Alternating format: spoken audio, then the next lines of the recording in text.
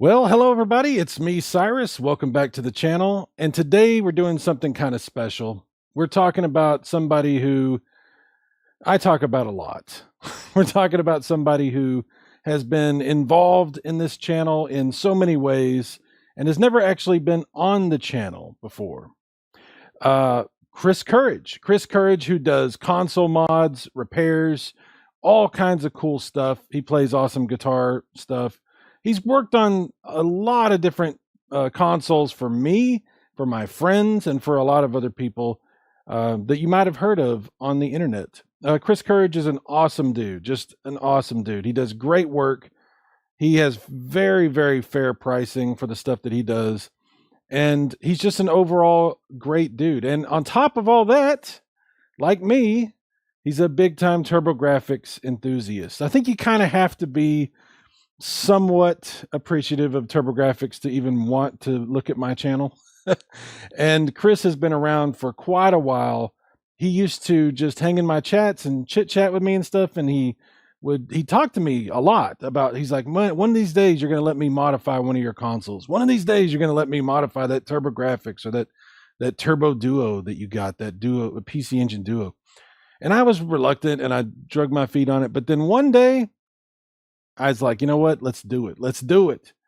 And it's been a cascade of never-ending dominoes dropping one after another since then. I've had a lot of stuff worked on by Chris, and every single thing he's done for me has been fantastic. We're going to look at some of that. We're going to look at some of the hardware, talk about a little bit of the modifications and repairs and stuff that he's done for me. And like I said, there's a couple of guests that are going to pop in and give you some of their thoughts as well. So thanks for watching. Let's get right to it and check out some of the work that Chris Courage has done for me and my friends.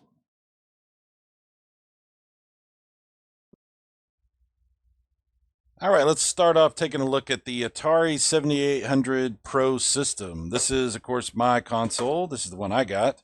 I've had it for a little while now. Bought it off of eBay used, so it's got a couple of dings and scratches and stuff, but it works very, very well. And up until the not too distant present, I was limited to the RF output that the 7800 offers, and that's it. That's all the stock 7800 supports as far as like signals coming out of this thing. So Chris Courage, my buddy, did this awesome mod for AV for composite. I requested composite instead of component because I needed that for my CRT TV. It just didn't have compatibility for component, but that looks excellent. And it does a great job capturing, or if I'm going to play on the old school TV or whatever. 7800 is a very interesting console. It does play 7800 games and, of course, 2600 games. And so this is like a really great solution, getting a 7800 and getting it modded to output a better signal. This is a great solution if you're into original hardware and you want to play both, 2600 and 7800 games. It's really good. It'll work with all the standard accessories and controllers for both systems. And it'll even work with the light gun if you have one of those XEGS light guns, because there are actually some 7800 and 2600 light gun games. So that's good to have. That's definitely something good to have. And I'm very, very happy with this system. I'm very happy with the job that Chris did on this awesome mod. And it has really added a tremendous amount of life to my enjoyment of this console and what it can offer. There are some more modern solutions like the Atari 7800 Plus and 2600 Plus, things like that. And mostly those are like emulation-based consoles. And they're good. I'm not saying they're not. They put out an awesome HDMI signal. But there are some games that are not compatible and some accessories, like I said, the light gun situation. So I absolutely think it's worth having the original hardware. I mean, I like that kind of stuff anyway, obviously. But yeah, I'm very, very happy to have this as an option. And I think Chris did an amazing job on this console.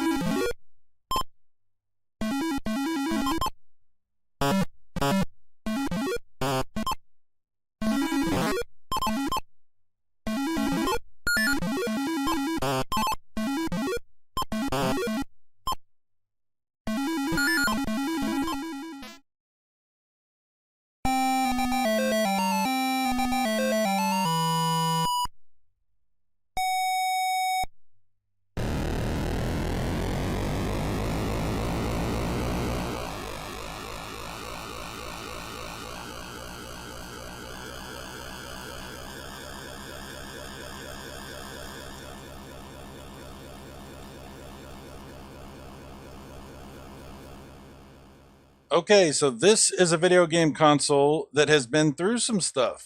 Yeah, as they call on eBay, gently used. It's got some dings and some scratches and scrapes, some fading, but it works great. I actually did a mod of my own on this one. I replaced this disc with one from Intellivision Flashback.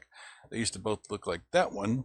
So that's a pretty good little mod. But the mod you really want to have done is something to improve the output of the video, because again, only RF output on this, unless you have something done like what Chris Courage did for me, which is this awesome AV mod. So that puts out a really nice signal, and with that, I'm able to really enjoy this in a lot of ways without having to use like a VCR or do some weird, other way to get this on a modern TV.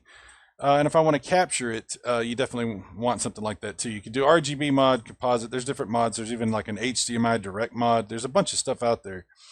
But you want to get somebody who knows what they're doing. Chris did a great job for me.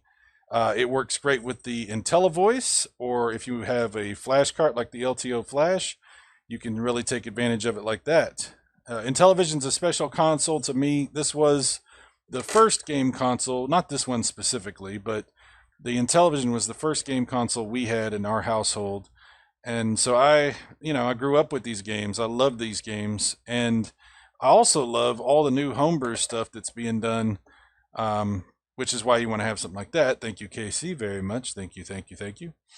But if you want to be able to appreciate it, like I said, it's a good idea to think about doing some sort of a video mod on yours.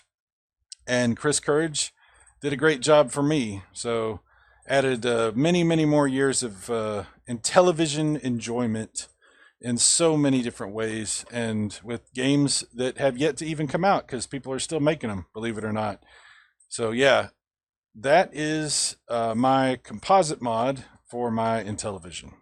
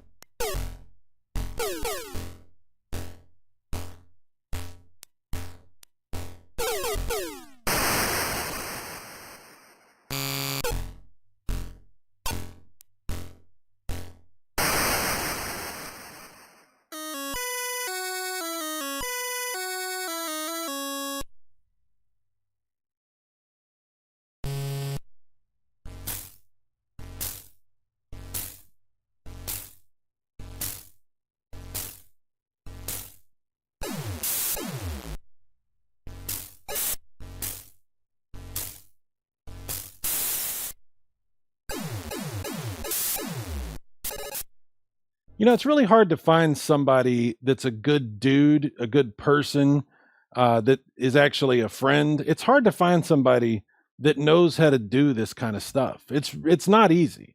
I mean, you could find somebody that might give it a shot, but that doesn't mean they're going to be good at it. So it's hard to find somebody who really does know what they're doing, and is also very affordable. Because that's something that I just thought I would never be able to modify any of my systems. I wanted badly to try to modify certain things and improve. Like when I got the Intellivision, I was like, oh man, I really want to get this thing modded. The ColecoVision, I was like, oh, I need to do something here.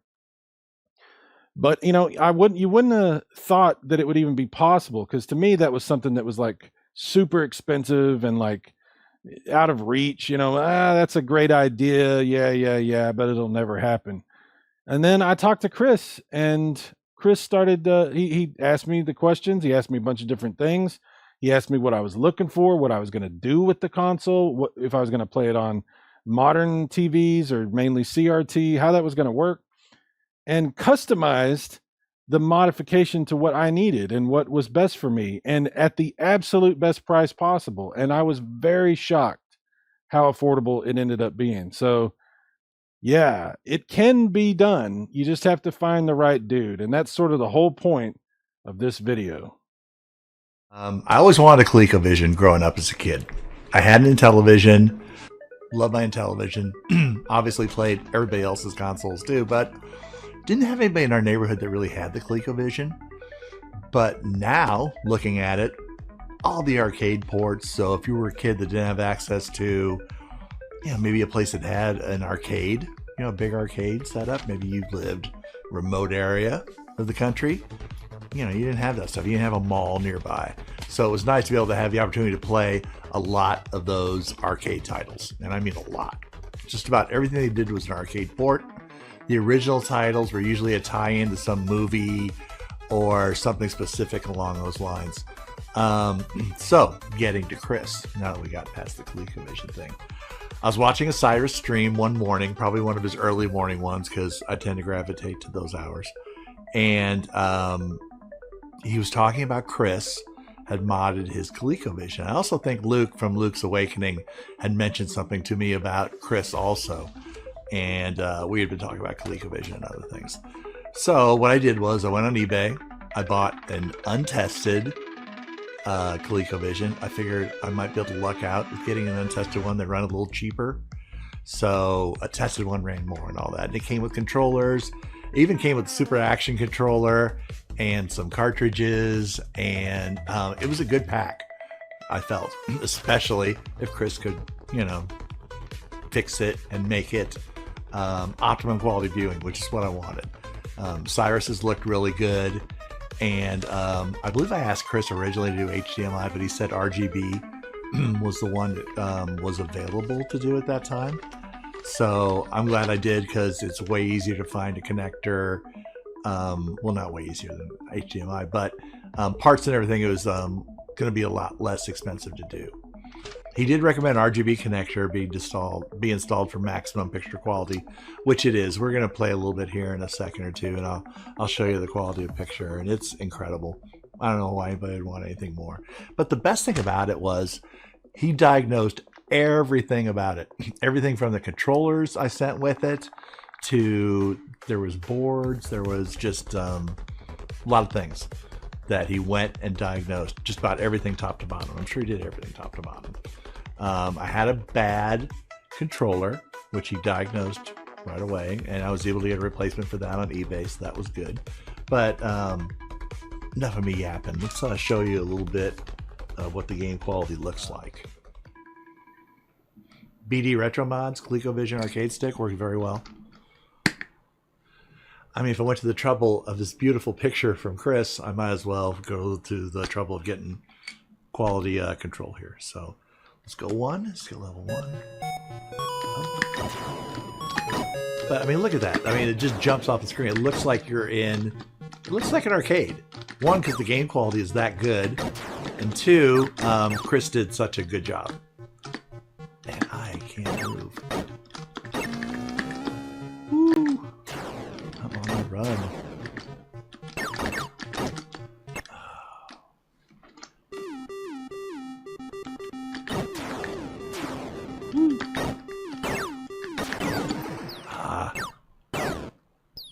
I got myself into a corner there.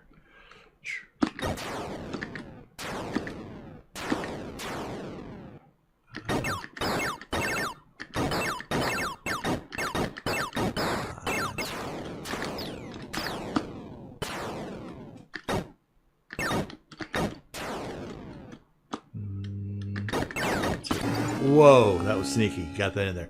But look, I mean, look at this quality. What more would anybody want? But hey, thank you, Chris. I appreciate it. You've brought me into the happy, happy world of ColecoVision, and I'd have no hesitation about sending anything else off to him. Um, he does just about everything. So even I think the handheld portable units. So if you have a Game Gear or something like that, look up Chris. It's well worth it. Thanks, Chris. Take care, everybody. Now, this is my ColecoVision. This is the one that Chris Courage modded for me. He did a really nice AV mod on it. If you're not familiar with the ColecoVision, it's a pretty unique console, obviously. Lots of different games, homebrew games, pretty good community for that sort of thing, and some hardware enhancements, which, yeah, they can really make a difference on how good the games look and what's possible on this hardware. You just plug these modules in like this, and you can really turn some magic loose on this thing. The mod that I had done on mine is another AV mod, a composite video mod, and it looks absolutely great. It looks freaking clear and crisp and awesome, and I think Chris did a great job on that AV mod for me. Normally it only puts out RF, just like the Atari and television and things like that. Now, if you're going to get yours modded, you want to make sure you get it done by somebody that knows what they're doing, like Chris, because he was able to route the Super Game Module audio through the composite also. So anything you want to play sounds and looks how it's supposed to when you're capturing, or if you're playing on a, CRT or whatever you're deciding to do.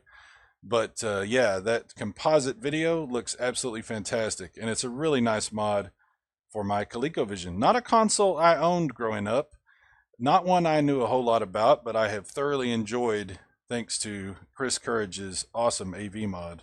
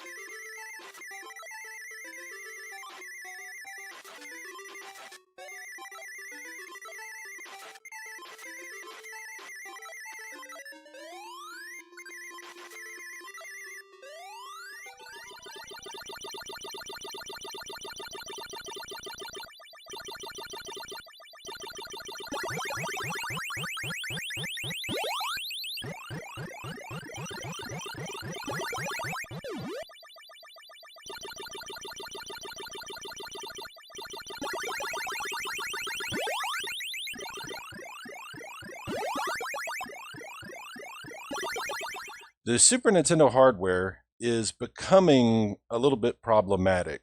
There's there's a lot of people that have had a lot of issues with these consoles, whether it be Super Famicoms or Super Nintendos. And it's mainly the like original designs, not the junior models, like the smaller version. It's mainly like the original ones that you see this kind of stuff. But yeah, problems involving capacitors going bad, problems involving PPUs, the picture processing unit, the it's sort of like the GPU of the Super Nintendo.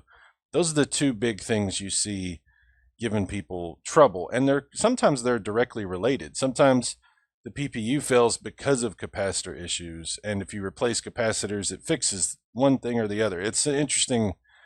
It's complicated, right?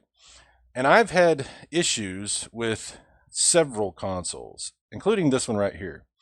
And this one is one that Chris Courage fixed for me because this one had some bad capacitors. And I was seeing like these wavy lines on the screen and stuff like that. It would start off perfectly fine. And then after just a few seconds, maybe 15, 20 seconds, you would very faintly start to see like some little wavy lines appearing on the screen. And it would get worse and worse and worse to the point to where it was just wavy crap on the screen messing up your signal. It was terrible. But Chris fixed it. He did a full recap. He cleaned the insides. He tested different chips. He did the full rework. I don't know. He did his thing. Let's just say that. He did his stuff. His stuff. And this thing has worked great ever since. I've had other consoles, like I said, that have problems with the PPUs. I got one of them fixed. I actually had to replace the PPU chip. Chris didn't do that for me, but he might have had to do that if this had gotten any worse. But thankfully, seems to be good so far. But if you're interested in original hardware, original Super Nintendos or Super Famicoms, you need to be aware there's some there's some things that can happen to you. And pay attention in particular to Mode 7 games, because if you start to see like horizontal lines appearing or missing graphics, like some of the graphics are missing, that's a PPU issue. It could also be related to the capacitors, because like I said, sometimes if you replace the capacitors, it actually fixes the PPU issue because that was directly related to it. So you have to get these diagnosed by somebody who really knows what they're doing. So yeah, just be careful. If you buy one of these, you see one cheap on eBay and you're like, oh, it's cheap, I'll get that, and then I can just play Super Nintendo stuff. Just be aware, sometimes there's some unexpected stuff you might have to deal with this console, and you need somebody who can get in there and understand what's going on with it and fix the things that are potentially going to go wrong with it. And for me, that person was definitely Chris Courage. What's happening? DJC Game Studios here. I had a great experience with Chris Courage. I said, I have a problem. I have a 3DO. It does not work anymore. It skips. It hums. It makes noise. The power button's stuck in. And it won't read games. And he suggested modding to play every game I could on the planet. And I couldn't have had a better time in the whole process. Everything's customizable to what you want, but I can't recommend him enough. Check out Chris Courage. This is what he did so I could have a great 3DO experience. A real experience. This is great. Everything at my fingertips. Look, I got balls right at my fingertips. Ho, ho, ho, ho! It's time, noble challenger! I am Crimson Glory! Come on! He's green! Why is he green? Sometimes I get a little PO'd. Armed with a frying pan to take out bad guys? Oh no, it's the butt alien thing. Grim Reaper awaits. Ah! Oh, you gotta love Road Rush! Always take out the flag, girl. Yeah! Woo!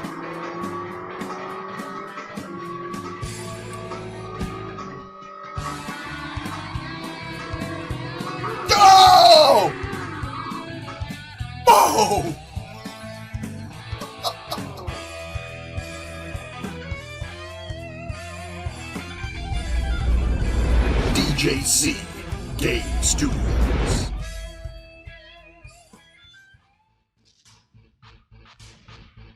Okay, so here we are.